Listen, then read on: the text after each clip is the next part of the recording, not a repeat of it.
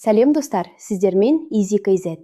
Инвестиция және қаржылық сауаттылық тақырыбын қазақша қарапайым тілмен түсіндіретін арна. Бүгін біз инвестицияға қызығатын адамдар үшін өте маңызды сұрақты талқылаймыз. Қазақстанда ақша жинаудың ең дұрыс жолы қайсысы? Депозит пе әлде облигация ма? Көпшілік адамда өте қарапайым түсінік қалыптасқан. Банкке ақшамды салдым, 20% алып отырмын, бұдан артық не керек? Бірақ шын мәнінде жағдай сәл күрделірек. Осы видеоны соңына дейін көрсең, қай кезде депозит тиімді, ал қай кезде облигация ақылды таңдау болатындығын түсінетін боласың. Егер сен де ақшамды дұрыс басқарғың келсе, төменге қазір депозит қолданасың ба, әлде инвестиция жасаудасың ба деген сұраққа жауап беріп өт. Ал енді көп созбай бастайық. Қазақстанда депозиттер өте танымал. Мысалы, Каспий банк депозиттерін қарасақ, ең жоғары табыстылық шамамен 20% дейін жетеді. Бұл өте жақсы көрсеткіш сияқты көрінеді. Қысқа мерзімге, мысалы 3 айға ашып, автоматты түрде ұзартуға болады. Бірақ бір маңызды шарт бар. Егер ақшанды мерзімінен бұрын шешіп алсаң, пайыздан айырылып қалуы мүмкін. Одан бөлек нарықта икемді депозиттер де бар. Ол депозиттерге сен кез келген уақытта ақша салып және шешіп ала аласың. Бірақ депозит ставкасы төмендеу, шамамен 14-15%. Яғни бұл жерде сен икемділік үшін табыстың бір бөлігін құрбан етесің. Басқа банктерде де ұқсас жағдай. Мысалы, банк Центр кредит депозиттері 18-20% дейін береді, бірақ көбінесе толық шешіп алу немесе толықтыру шектеулі. Ал еркін депозиттер 14-15% шамасында. Енді осы жерде сұрақ туындайды. Егер депозиттер 20% берсе, не үшін облигацияны сатып аламыз? Жауап: тәуекел мен мүмкіндік арасында. Облигациялар – бұл сенің компанияға немесе мемлекетке қарыз беруің. Қазақстанда олар Кассе және Астана халықаралық қор нарығы арқылы сатылады. Мысалы, кейбір корпоративтік облигациялар 22-24% дейін табыс бере алады. Бұл депозиттен жоғары, бірақ айырмашылық тек пайызда емес.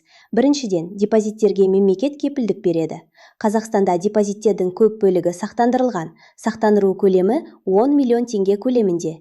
Яғни банк жабылып қалса да, сен белгілі бір соманы қайтарып аласың. Ал облигацияда бәрі эмитентке байланысты. Егер облигацияны шығарған компания сенімді болса, онда уайымдаудың қажеті жоқ. Бірақ компания дағдарысқа ұшыраса, ақшанды қайтару қиын болуы мүмкін.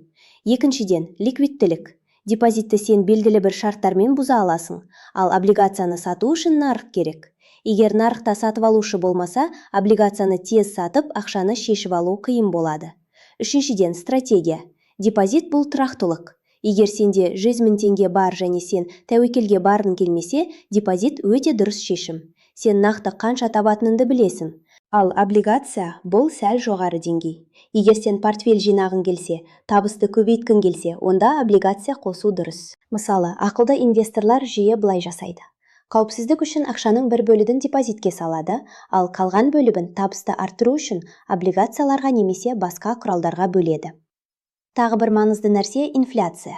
Егер инфляция 10-12% болса, ал сенің депозитің 14% берсе, сенің нақты табысың онша үлкен емес.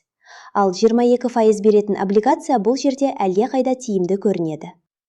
Енді шешім қабылдаудағы ең маңызды бөлікке келейік. Ол инвестиция сомасы. Егер сенде шағын сома болса, мысалы 50 000, 200 000 теңге аралығында, онда депозит көбіне тиімдірек болады. Себебі ол қарапайым, тәуекелі төмен және сен бірден табыс ала бастайсың. Облигацияда кейде минималды сатып алу көлемі жоғары болуы мүмкін, немесе комиссиялар әсер етуі мүмкін.